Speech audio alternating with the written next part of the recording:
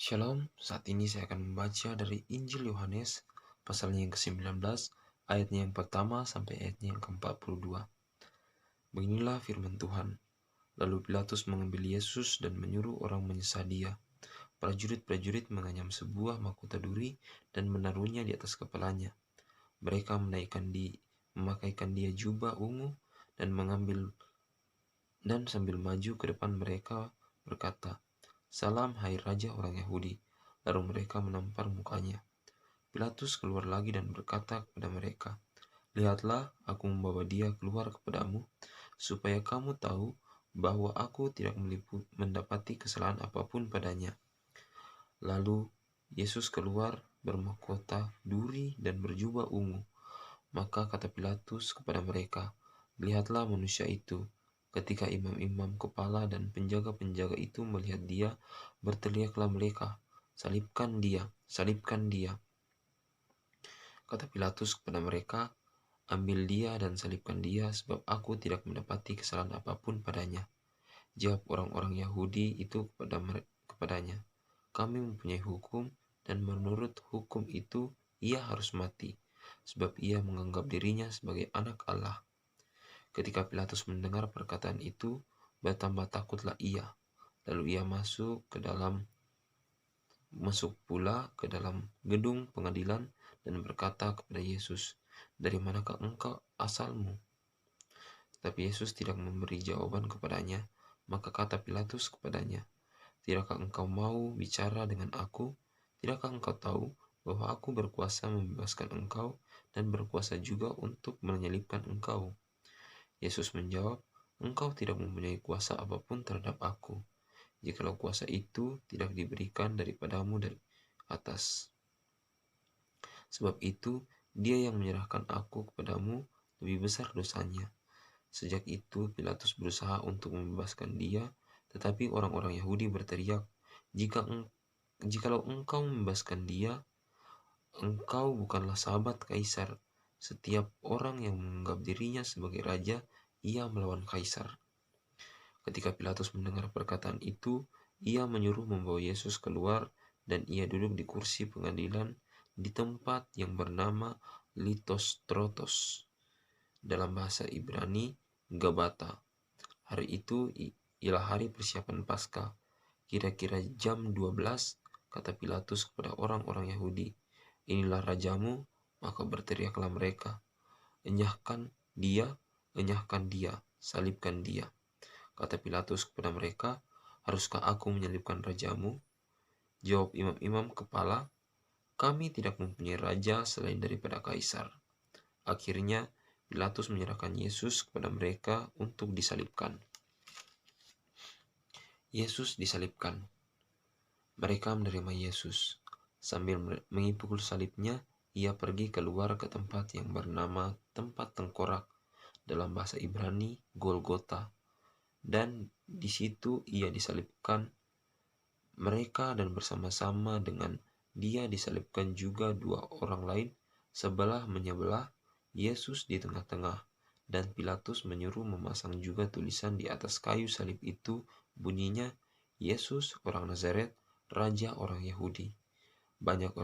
Banyak orang Yahudi yang membaca tulisan itu, sebab tempat di mana Yesus disalibkan letaknya dekat kota, dan kata-kata itu tertulis dalam bahasa Ibrani, bahasa Latin, dan bahasa Yunani. Maka kata imam-imam kepala orang Yahudi kepada Pilatus, "Jangan engkau menulis Raja orang Yahudi, tetapi bahwa ia mengatakan, 'Aku adalah Raja orang Yahudi.'" Jawab Pilatus, "Apa yang tertulis tetap tertulis." Sesudah prajurit-prajurit menyalibkan Yesus, mereka mengambil pakaiannya lalu membaginya menjadi 4 bagian, untuk tiap-tiap prajurit 1 bagian. Dan jubahnya juga mereka ambil. Jubah itu tidak berjahit dari atas ke bawah, hanya 1 tenunan saja. Karena itu mereka berkata kepada yang lain, "Janganlah kita membagikan menjadi beberapa potong, tetapi baiklah kita membuang undi untuk menentukan siapa yang mendapatkannya." Demikianlah hendaknya supaya genaplah yang ada tertulis dalam kitab suci. Mereka membagi-bagi pakaianku dan antara mereka, dan mereka membuang undi atas jubahku. Hal itu telah dilakukan prajurit-prajurit itu, dan dekat salib Yesus berdiri ibunya dan saudara ibunya, Maria, istri Klopas, dan Maria Magdalena. Ketika Yesus melihat ibunya dan murid yang dikasihinya di sampingnya, berkatalah ia kepada ibunya, "Ibu, inilah anakmu." Kemudian katanya kepada muridnya, "Inilah ibumu." Dan sejak saat itu, murid itu menerima dia di dalam rumahnya. Yesus mati. Sesudah itu, karena Yesus tahu bahwa segala sesuatu telah selesai, berkatalah ia, supaya genaplah yang ada tertulis dalam kitab suci, "Aku haus." Di situ ada suatu bekas penuh anggur asam, maka mereka mencucukkan bunga karang yang telah dicelupkan dalam anggur asam pada sebatang hisop, lalu mengunjukkannya ke mulut Yesus. Sesudah Yesus meminum anggur asam itu, berkatalah ia, "Sudah selesai." Lalu ia menundukkan kepalanya dan menyerahkan nyawanya. Lambung Yesus ditikam.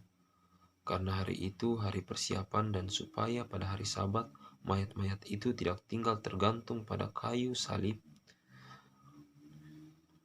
Sebab Sabat itu adalah hari yang besar, maka datanglah orang-orang Yahudi kepada Pilatus dan meminta kepadanya supaya kaki orang-orang itu dipatahkan dan mayat-mayatnya diturunkan. Maka datanglah prajurit-prajurit lalu mematahkan kaki orang yang pertama dan kaki orang yang lain yang disalibkan bersama-sama dengan Yesus.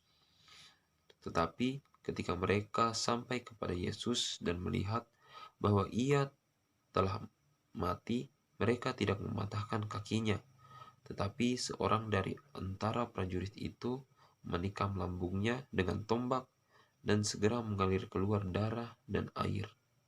Dan orang yang melihat hal itu sendiri yang memberikan kesaksian ini